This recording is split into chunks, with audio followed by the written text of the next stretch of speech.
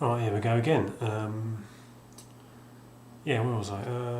That was it. The Battle Hearts. That's where we finished. Needs a bit of a clean. That was the old case. Yeah, £9 from Game Focus, just off Tottenham Court Road. For them, this is an absolute bargain. £9 because they're generally really expensive in something sort of this genre, and just sort of its age. It's just really surprised to see it at that sort of price range. So I'm really chuffed to have that because I had this originally on the PS1, and at the time I was hoping it was going to be like Shining Force, but then I found out that you don't actually. You just sort of navigate on a sort of chess piece on a map to get from town to town,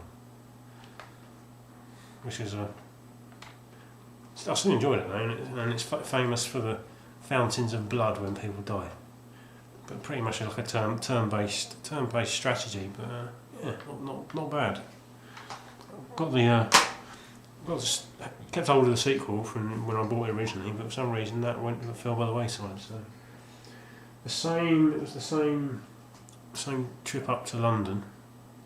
I originally went to get a second copy of Gigawing Generations because I'd seen one on the stock list of a computer exchange, and again I did last time. I bought it, and ideally I would love to have kept it, but I couldn't really afford to keep it. I would have kept it just for the collection. And I did try it out, and it was just pretty insane. I found it really difficult because it was just the screen was crammed with bullets and stuff, and but someone else wanted it, so it ended up, it cost £8, and ended up going for, again, like the same the last time, about 20, so it was worth buying and selling on. But I got something else while I was up there, and it was these two. Again, this was £8, and this was £3, I think, £3. Star Wars Knights of the Old Republic 2 and The Warriors on Xbox. If there's a choice between, if it's like a multi-format game, I'll often just go for the Xbox version just because of the processing power of the machine. I'm sort of, it's more likely to give it a better game. I know there are a lot of games will turn out slightly better on the Xbox. Not all, but most. Yeah, Knights of the I rented this. I've got the original. I rented this from Blockbuster when they still rented out Xbox games, and I really enjoyed it. Not quite as good as the original. They sort of tweaked all the little sort of inventory systems and stuff, and it didn't feel quite as smooth. It was the animations were a bit jerkier, and the puzzles were slightly easier, and it was a bit like sort of Baldur's Gate 1 to Baldur's Gate 2.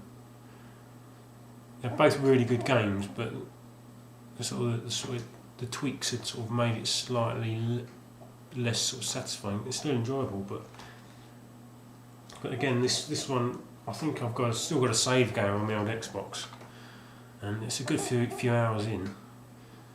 So,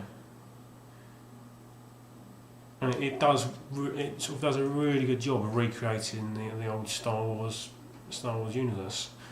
And again, it's although this isn't a BioWare game, I think that's probably where the sort of you feel the differences from, because the original was a BioWare and this is an Obsidian. I forgot what they've done something else. I can't remember exactly what it's not. No, it will come to me, but I think that's where I could feel the changes from. And £8. Again, pretty good condition. It's an RPG. RPGs often in better condition than other games. I don't ask me why. It's complete, and it's to go with the other one. It's just for completion. Also, I'm intending to play this, obviously. It's sort of not really a sort of game that you find on the Xbox. You don't really find it sort of RPGs on the Xbox. And this one, the Warriors. I know some people haven't liked this, but I love the film. The film's just one of my favourite films. And I originally had this on the PS2, but then, like I said, it was a sort of multi-format game, and I really wanted to get it on the Xbox. So I traded in the PS2 version, and I think I made £1 on it actually. I think I bought it for £1, and I traded it in for £2. So yeah, I sort of, the manual is amazing. It's got the lists all the gangs and the tribes from the film, and gives you a bit of their background, and it's yeah, really looking forward to this. Again, I've not tried it out, but really looking forward to having a go.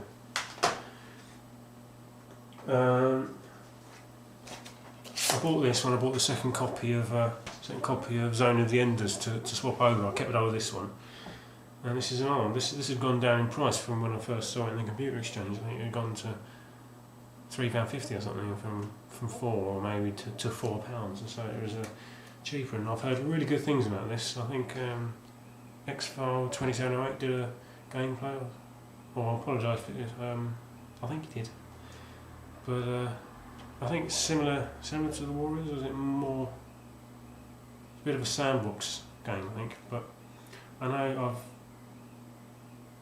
heard and read good things about this and its sequel, and again complete and in pretty good condition. Another computer exchange one. I just thought I saw it when I got the second copy of Zone of the Enders. This is one that was sort of part of the way down my list, but on my radar. So, Yakuza.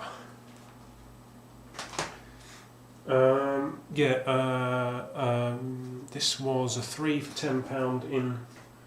£10 in Game Station, and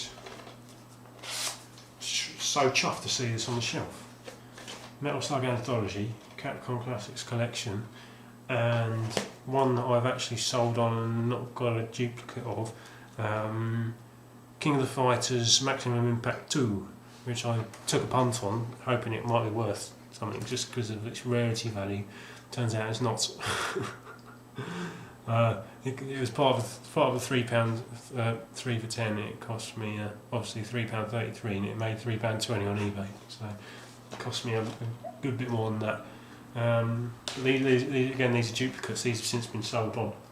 These are my copies, but I won't do this for when I do. I bought some more since. I won't do this for them. I'll just the duplicates that I've got, I'll sell on, and I'll just add them into a collection video that I do. But two cracking good value compilations. Again, I think this one was already in my. Someone got it before Christmas. I think I've already shown you. But yeah, Super Street Fighter 2 Turbo and Strider. But this one lulls you into full sense of security. You think you're good at it, but it's because it's free play, because there's no sort of, the credits are free, and so you always complete the games. If you carry on going, it sort of lulls you into a false sense that you're good at the game, but you're not. But 6 or 7 Metal Slug games, all just cracking good blast sort of SNK games. If you can find a dirt cheap copy, and I think WSG TV found a copy of this for £2. I sold mine for, or my second copy, my duplicate, for £18, and it had interest from all over the world. It ended up going to France, but it had like sort of Poland and New Zealand and Germany, and it was just, obviously this is really difficult to get hold of. I didn't realise, but again, I really recommend this. It's really good fun. It's obviously quite a simple game. It's like a sort of 2 or 3 button game, but I think that's really why I like it, because my brain sort of doesn't doesn't cope with the complicated stuff too well. But again, it's all complete. And I was, another reason why I was chuffed, because all 3 games I got in that offer were pretty much mint. And you know, it just seems I'm getting really lucky with Game Station at the moment. But that'll end, I know. Jesus, it's again, I've gone over 10, so I'll have to stop this now and to come back for part whatever it is, so I'll see you later.